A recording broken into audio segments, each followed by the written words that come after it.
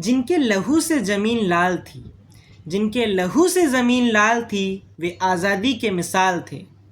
सिर कटा सकते थे पर झुका नहीं सकते थे, सिर कटा सकते थे पर झुका नहीं सकते थे, ऐसे क्रांतिकारी बेमिसाल थे। वो लिख गए इंकलाब की इबारत, वे लिख गए इंकलाब की इबारत, चलो अब हम उसे पूरा करें। ये देश उन्हीं का है, उन्हीं का रहेगा, यह देश उन्हीं का है, उन्हीं का रहेगा, अब हम इसे और ऊंचा करें, अब हम इसे और ऊंचा करें। आदरणीय मेरे दर्शकों और मेरे देशभक्तों, आप सभी को मेरा कोटि कोटि प्रणाम। मैं साईराज राउत आज आपके समक्ष इसलिए खड़ा हूँ या इसलिए आपके समक्ष आया हूँ क्योंकि आज एक ऐसा दिन है जिस दिन हमारे भारत को आज़ादी मिली थी। जी हाँ, आज 15 अगस्त स्वतंत्रता दिवस है। तो इसी के अवसर पर मैं आप सभी के समक्ष अपनी स्वलिखित एक भाषण प्रस्तुत किया हूँ, तो कृपया करके वीडियो लास्ट तक देखें। आज़ादी 3 शब्दों से मिलकर बना है। इसी आज़ादी को पाने के लिए भारत ने 200 साल तक अंग्रेज़ों से लड़ाई की। भारत की स्वतंत्रता की यात्रा अपार बलिदान, साहस और एकता से भरी हुई है। 1857 के विद्रोह से लेकर भारत छोड़ो आंदोलन तक हमारे स्वतंत्रता सेनानियों ने हमारी स्वतंत्रता के लिए कई चुनौतियों का सामना किया। स्वतंत्रता दिवस एक ऐसा दिन है जो हमें स्वतंत्र और सुरक्षित महसूस कराता है।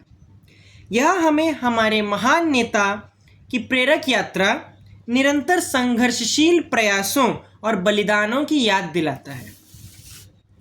आज हम उस आज़ादी का जश्न मना रहे हैं जो हमें चांदी के थाली में नहीं मिली थी, वो तो मिली थी चंदन नहीं चिता पर जलकर, वो मिली थी कलम से नहीं खून से लिखकर।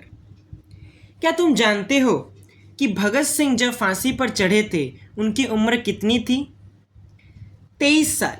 जी हाँ, सिर्फ 23 साल की उम्र में उन्होंने जेल पर जाकर फांसी पर चढ़ गए थे।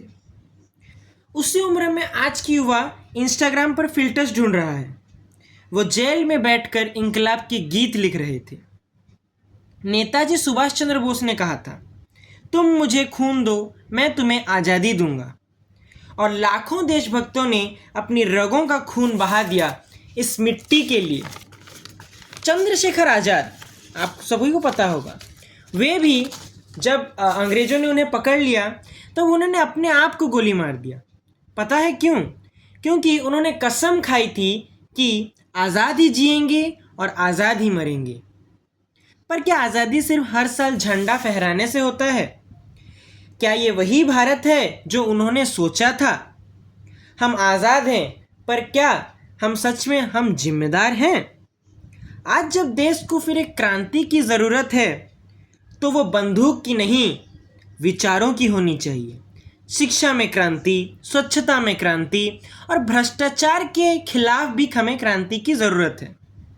अब समय आ गया है कि हम आज़ाद, भगत और बोस बने। कलम हमारी बंदूक हो और ज्ञान हमारा हथियार। देश को अब फिर युवाओं की ज़रूरत है जो सिर्फ सपने ना देखें बल्कि देश के लिए जागें। मैं उन सभी अमर शहीदों को नमन करता हूँ जिन्होंने अपनी सांसों का कुर्बान किया ताकि हम खुलकर सांस ले सकें। चलो एक वादा करें, हम अपने देश से सिर्फ प्यार ही नहीं करेंगे बल्कि इसके लिए काम भी करेंगे। ना पूछो ज़माने से क्या हमारी कहानी है, ना पूछो ज़माने से क्या हमारी कहानी है, हमारी पहचान तो सिर्फ यह है कि हम हिंदुस्तानी हैं।